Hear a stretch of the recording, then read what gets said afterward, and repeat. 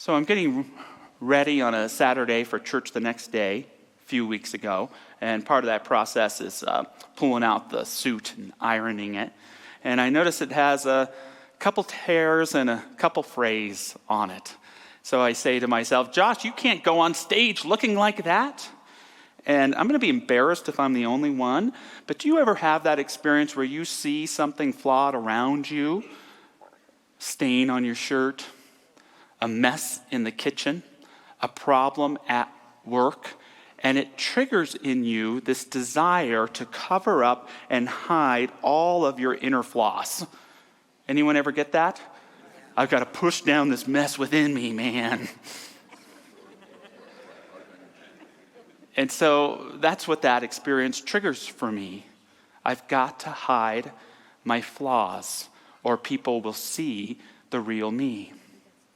And I pause and think to myself, Josh, there could be another way of going about this. What if instead of trying to hide my flaws, I embraced my flaws and admitted my flaws? I've got a little friend here. And admitted my flaws, and perhaps by doing so, I might allow you to see the real me, and perhaps inspire you to see the real you and accept your flaws as well. So I sat down and I wrote a little bit about it, and I know that's what you were hoping for when you got here this morning. I hope Reverend Josh reads to us a personal poem. Here's what I wrote. I have these little flaws I don't want you to see. A stain on my shirt, a tear in my suit. A moment where I became more frustrated than I needed to be. Where my thoughts veered from nice to critical, to fraudulence, not authenticity. And yet if I try to hide these flaws from you, I won't just fail to be me. I refuse to let you see just who is really me. For perhaps if you peered into all my little flaws, you might see something about me that in this moment, because of those flaws, I cannot see. And this seeing could lead to being seen as a whole and actually help me accept myself and maybe even help you do the same. God bless all these little flaws. God bless all these little flaws. They're flaws in me, but they're Spirit's beauty in me as well. One of the most important understandings any of us can have for courageous, authentic, spiritual living is a not talked enough concept enough. And it's self-acceptance. Self-acceptance. Self-acceptance is the foundation for all feeling. For all feeling. Maybe you get like me sometimes, and I wonder, is my problem that I'm angry, or is my problem that I am so resistant to my anger? Is my problem my fear, or that I react to it with incredible panic and procrastination? Is my problem my grief, or my avoidance of my grief? Self-acceptance is the foundation for spiritual practice and connection. Each and every one of us, as far as I'm concerned, only has one sacrament for their entire life, and it's you, yourself. You're the only being in which you can experience God, which you can experience life, which you can experience the beauty of who you are. You're it. You're all you have. So it interests me sometimes beginning a class, and we're all going to go into meditation, and I do this too. We all assume what we think should be the holy position. Mudras out, spine straight, feet flat on ground. God forbid you cross your legs and you won't be connected to the earth. And there's nothing wrong with having a great spiritual posture. But sometimes it's as if I think I have to be someone I'm not to somehow become who I think I'm supposed to be. Forget that.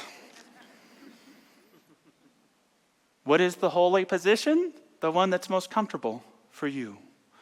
The one in which you accept yourself as you are. That is the only way to allow the Spirit to find you and reveal itself to you. Self-acceptance is the very foundation for experiencing the love of God, for allowing the beloved to be born and birthed and cultivated in your heart. Without self-acceptance, you can't feel it. Doesn't mean it's not there, but you won't experience it. Henry Nouwen, the great Catholic teacher, said that the greatest temptation in life isn't money, isn't sex, it isn't greed, it's self-rejection. Self-rejection. He shares, could it be that beneath all the lures of greed, lust, and success rests a greater fear of never being enough or not being lovable? And he goes on, self-rejection is the greatest enemy of the spiritual life because it contradicts that sacred voice that calls us God's beloved. Being the beloved expresses the core truth of our existence.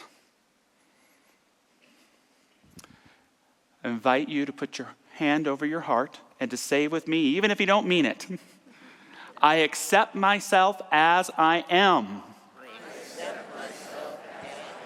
I accept myself as I am. Okay, I'm going to calm down about it a little bit. I accept myself as I am. If you do that consistently, the following two things will happen. One, balance. Balance. Balance. Balance is not the state of harmonic equilibrium. It's the ability to ascertain and accept yourself as you are in this moment. I'm happy. I'm aching. I'm afraid. I'm hurting. I'm excited. I'm inspired. I'm apathetic. I'm open. It doesn't matter how you are, but accept yourself as you are.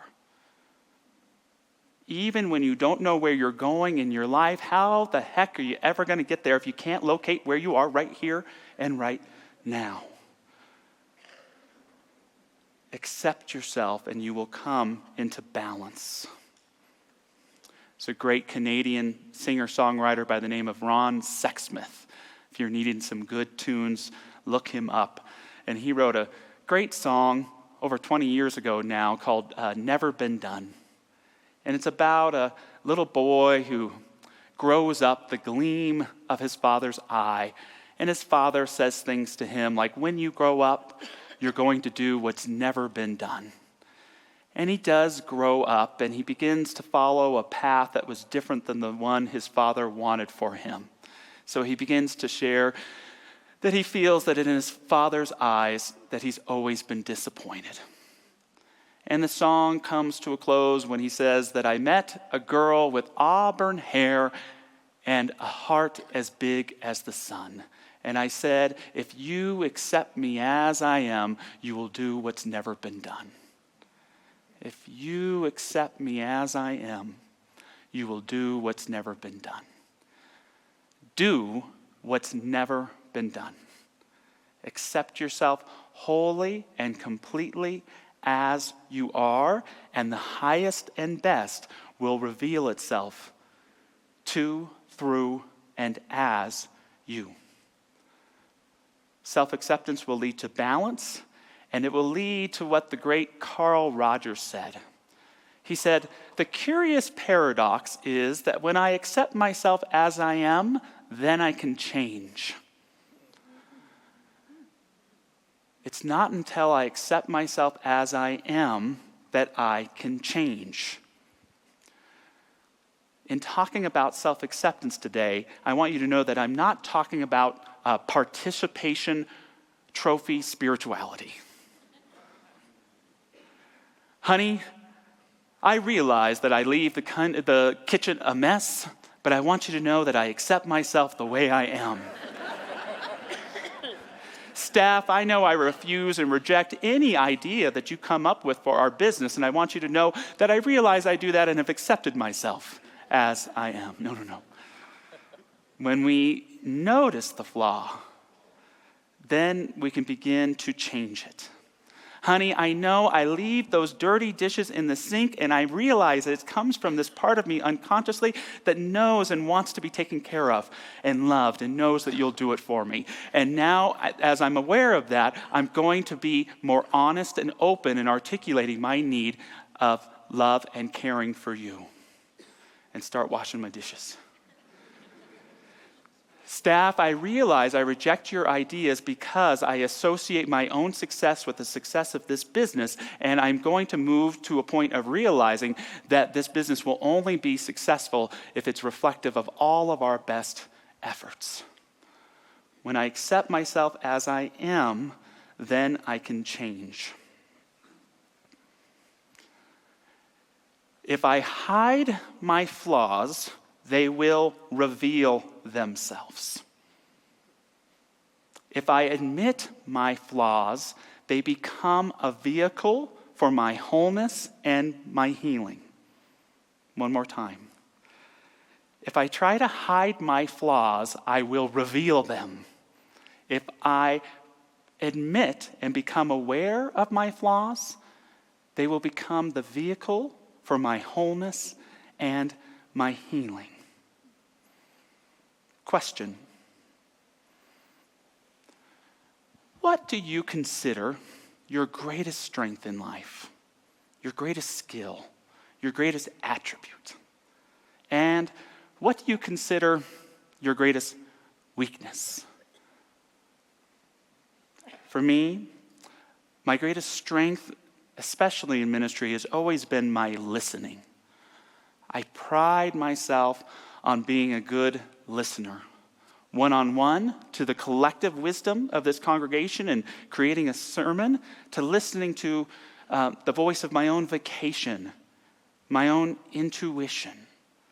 I pride myself on being a good listener. My greatest weakness, being totally afraid of slightly disappointing or upsetting anyone. Oh, I'm the only one, huh? Every once in a while, I say, Josh, you know you can't please everybody. And immediately Amy goes, watch me.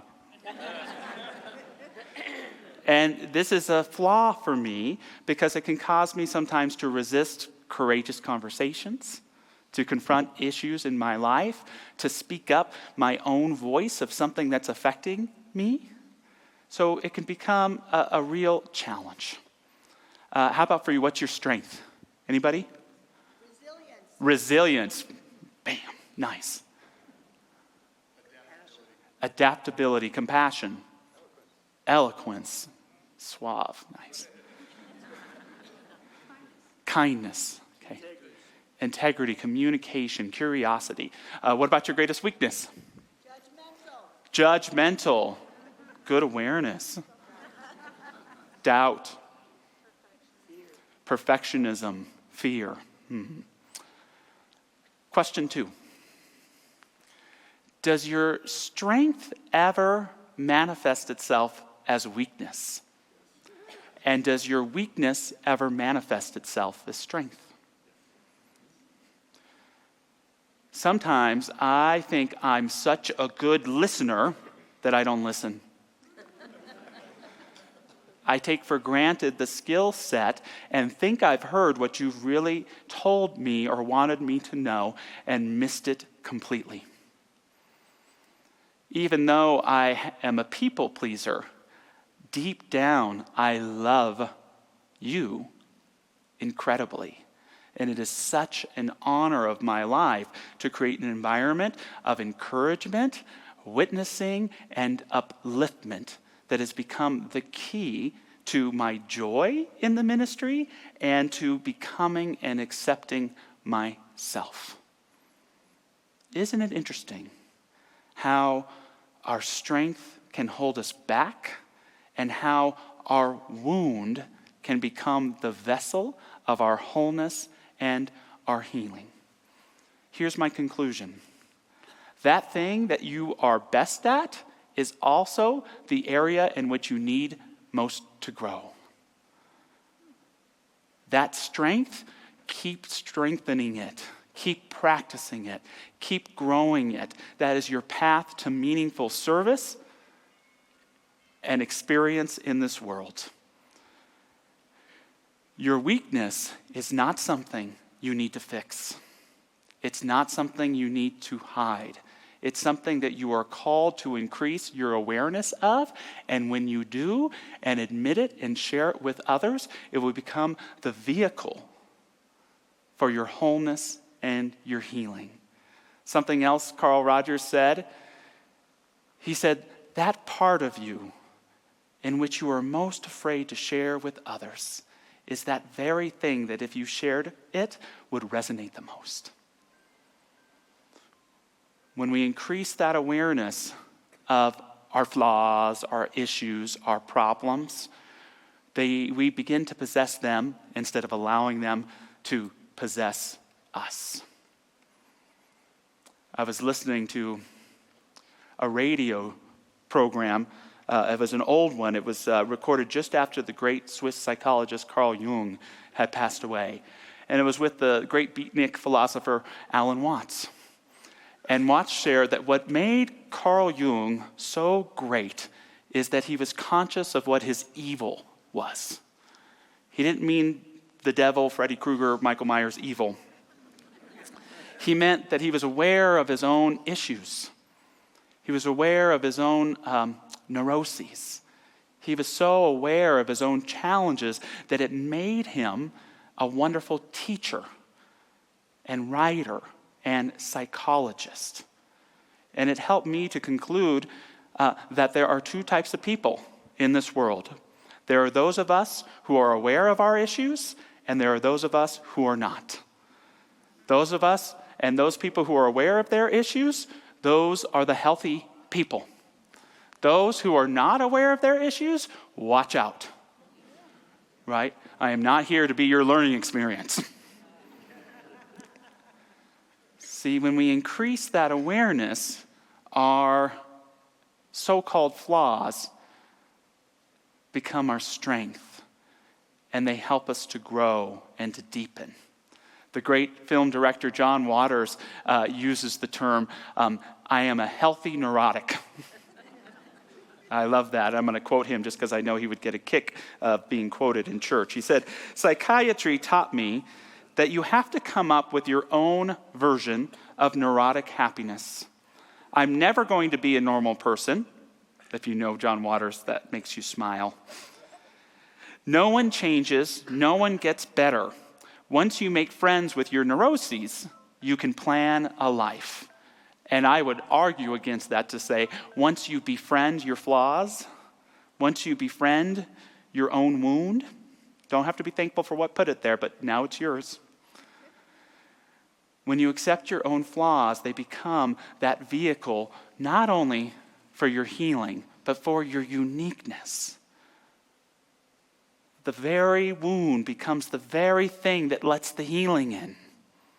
The wound becomes the light that gives your awareness what you need to live as a fully integrated and inspired being.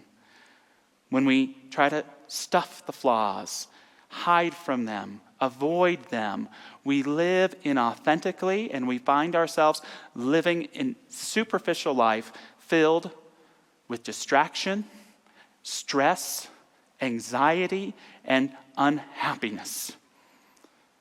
Another great director, the great David Lynch, God bless his soul, he called it the suffocating rubber clown suit of negativity. We don't care for ourselves. We don't listen. We start blaming the outside for what's going on when it's really going on in here. And we walk around like we're wearing a suffocating rubber clown suit of negativity. Lynch shares, speaking of spiritual practice, he says, "When I started meditating, I was filled with anxieties and fears. I felt a sense of depression and anger. I call that depression and anger the suffocating rubber clown suit of negativity. It's suffocating and the rubber stinks. But once you start meditating and diving within, the clown suit starts to dissolve. You finally realize how putrid was the stink when it starts to go. Then, when it dissolves, you have freedom." There may be parts of yourself you don't like. There may be parts of yourself that you don't find very beautiful. But when you accept yourself wholly, completely, and entirely, the beauty that is truly you begins to shine through. Accept yourself wholly and completely and allow yourself to be renewed. Get the rubber clown suit off. The truth is, that rubber clown suit of negativity, sometimes we put it on ourselves and sometimes other people try to put it on us. One of the things in our teaching that we must resist the most is any consciousness in our families, in our relationships, in our communities, in our country that would tell you that there is something flawed about who you are. When the truth is that is the very vessel of your beauty and of your uniqueness. We have to get out of rejecting people and seeing their flaw. Oh, this person over there, they're too woke. This person over there, a little too MAGA-y for me. This person over here, there's something wrong with their gender identification. Whatever it is, oneness teaches us that who each of us are is beautiful and unique. And at the level of ideas, we can enjoy trying to change each other's minds and talk about this and that. But ultimately, fundamentally, we hold the beauty and the dignity of all people. And it's so hard for so many people when all of this noise is going on to tell them that they don't have the right to exist or be good or be human. I was so touched a few weeks ago by one of our students in practitioner studies, a wonderful member here named Brennan Flood, who wrote a wonderful poem that at least I've entitled Love Louder. And I'm so grateful for Brennan for waking up early this morning because I want to be able to get through the poem, and I would like them to share it with you today. So let's hear it for Brennan Flood.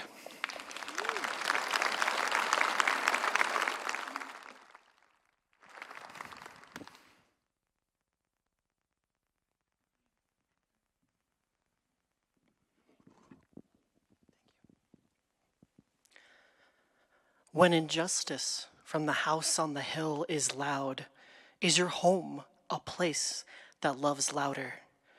When the world is cluttered with ignorance, a cacophony of dissonance, they know not what they do. Forgiveness. For our faith in the highest truth is stronger. Can the hurting bring their woundedness, made sick by a collective resonance based in limitedness? Will they feel God in your presence and experience Spirit in your actions as you live your love louder? I believe in your right to hate us and the freedom of your consciousness.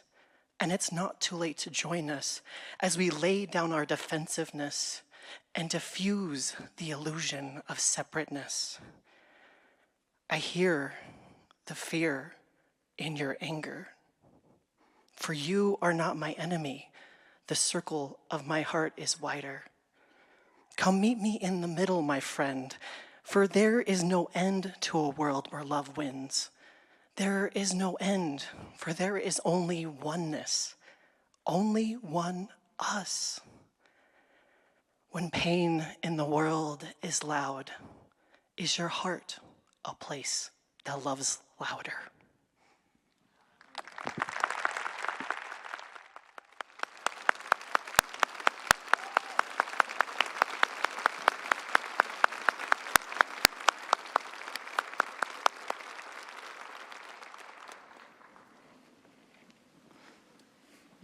Thank you, Brennan, a true spiritual practitioner. Where in your life are you being called to love louder? Not to hide away, not to turn your head, not to sink and slip out of the back door of your own consciousness, but to love louder with that truth of who you are. So in conclusion today, you don't have to love all of your little flaws, but become so aware of them that they help you to embrace your authenticity and uniqueness. Identify that which you are best at and get even better at it. And allow others in to realize that your flaws are not something to hide, but a vehicle for your own blessing and for the blessing of others as well. As we move into prayer, reading from Ernest Holmes to share, I invite any of our practitioner prayer partners to stand and hold consciousness. These folks are available for prayer after service. Holmes shares, we are surrounded by an infinite possibility. It is goodness, life, law, and reason. In expressing itself through us, it becomes more fully conscious of its own being. Therefore, it wishes to express through us, as it passes into expression through us only as we consciously allow it to do so. Therefore, we should have faith in it and its desire and its ability to do for us all that we shall ever need to have done. Since it must pass through our consciousness to operate for us, we must be conscious that it is doing so. And so we know and affirm, and I affirm for anyone who chooses to align their voice with my prayerful voice right now, there is nothing in me that is not for me. I bring back into my wholeness any part of myself that I may have rejected or allowed someone to cause me to disown within myself. I bring all of my strengths and all of my flaws together to become the best who I am right here and right now. And I am transparent to the divine good within me. There is a divine power, a divine truth seated in the heart of each and every one of us. And through this power of self-acceptance, I embody and allow to be demonstrated my wholeness, my healing, my well-being. I embrace the richness of my life and the beauty of my ongoing becoming, at one with the divine within me, embracing all of the parts of my psyche, my body, my relationships. And I allow it to sing of that mosaic of divine peace, of divine harmony, and of the one soul that I know finds itself with great pleasure in you and in me, right here and right now. And so it is.